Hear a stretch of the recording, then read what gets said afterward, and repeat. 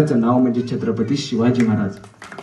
आणि मग आता जिजामाताच्या पोटामध्ये वाघ वाढत होतं, त्या वाघाचं नाव छत्रपती शिवाजी महाराज. जिजामाताला डोळे लागले आणि एका दासीने जिजामाताला प्रश्न करावा, मग तुम्हाला आता जिजामाता डोळे लागल्याच्या नंतर तुम्हाला काय करावं असं वाटतंय? तेव्हा जिजामातानं त्या दासीला सांगावं, मला घोड्यावर बसावं वाटतंय, मला परशत्रूवर आक्रमण करावीशी वाटते, मला हातात शमशेर घ्यावीशी वाटते.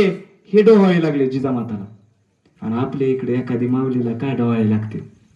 होय, मी तुमच्या लेकरासारखा आहे, तुम्ही माझ्या प्रश्नाची सगळी उत्तर द्या.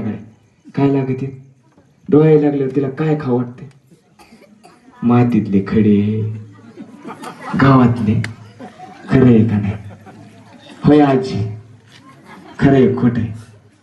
मातीतले खडे, ते बी गावातले, त्या खात्यात माती, आणि मग मोठं झालं लेकरं. बरोबर आहे का नाही?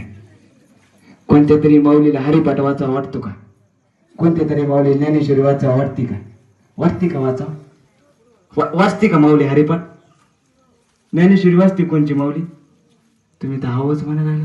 मला काहीतरी बोलायसारखं ठेवा. नाही मला बी बोलायचं सुधारून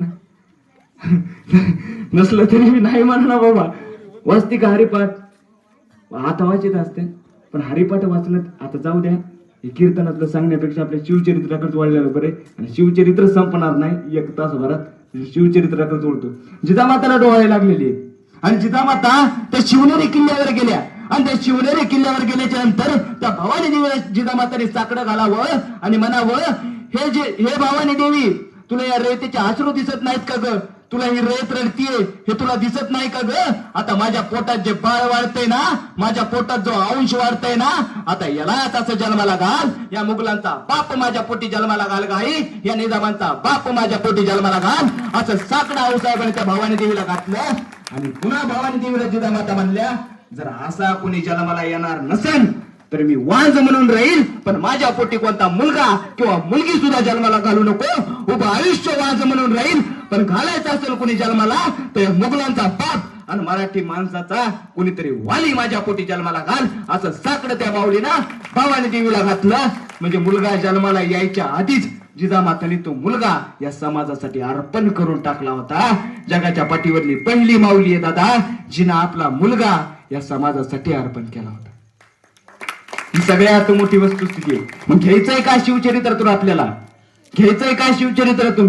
शिवचरित्रातून शिकायची आपल्याला मातृनिष्ठा, शिवचरित्रातून शिकायचं आपल्याला त्याग, शिवचरित्रातून शिकायची आपल्याला निष्ठा, आणि शिवचरित्रातून शिकायचं आपल्याला स्वाभिमान. हे आपल्याला शिवचरित्रातून शिकायचं. देव केला मुलगा, जन्माला यायच्या आधीच या समाजासाठी देव केला. मग शिवाजी महाराजांची जयंती आपण 450 वर्षानंतर या महाराष्ट्राच्या मातीमध्ये का करावी? कारण या महाराष्ट्राच्या मातीमध्ये अनेक शाळा उभ्या राहिल्या. इथं आदिलशहाने यावं, राज्य निर्माण करावं, नाव द्यावं आदिलशाही. निजामशहाने यावं, राज्य निर्माण करावं, नाव द्यावं निजामशाही. कुतुबशहाने यावं, राज्य निर्माण करावं, नाव द्यावं कुतुबशाही. पण या महाराष्ट्राच्या मातीमध्ये एका सर्वसामान्य घरातून कुणब्याचं पोरग जन्माला आलं आणि त्याने या महाराष्ट्राच्या मातीमध्ये एका स्वराज्य नावाचं राज्य निर्माण केलं. दादा, त्या साम्राज्याचं नाव घेताना आज तुम्हाला आणि आम्हाला अभिमान वाटतो. असं सर्वसामान्य लोकांचं, दीनदलित लोकांचं, कष्टकरी लोकांचं, शेतकरी लोकांचं साम्राज्य त्या राजानं उभारलं. जगाच्या पाठीवरला एकमेव राजा म्हणजे माझा शिवबा राजा आहे दादा, माझा शिवबा राजा. जे शेतकरी रानात सोनं पिकवत होते, धान्य पिकवत होते, त्या शेतकऱ्याच्या हातामध्ये शमशेर देऊन मातीसाठी लढायला लावणारा जगाच्या पाठीवरला एकमेव राजा म्हणजे माझा शिवबा राजा आहे. मग एक गोष्ट तुम्ही सांगा, तुम्ही म्हणता मातृनिष्ठा कशी शिकायची? एक गोष्ट लक्षात घ्या दादा हो, तुमच्या घरात जर एखादा दादा असेल तर त्याला आपण दादा साहेब म्हणतो का नाही? दादा साहेब. भैया असेल तर त्याला आपण भैया साहेब म्हणतो. काका असेल तर त्याला आपण काका साहेब म्हणतो. हा, नाना असेल तर त्याला आपण नाना साहेब म्हणतो का नाही? एखाद्या आमदाराच्या पोराला आपण भैया साहेब म्हणतो. जगाच्या पाठीवरला एकमेव राजा आहे जो आपल्या आईला आई साहेब म्हणायचा. तो जगाच्या पाठीवरला एकमेव राजा म्हणजे माझा शिवबा राजा आहे दादा. ही होती छत्रपती शिवाजी महाराजांची मातृनिष्ठा.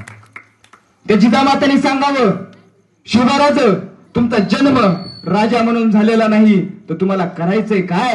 तर तुम्हाला 750 वर्षाचं पारतंत्र्य दूर करायचंय. मग या राजानं केलं काय?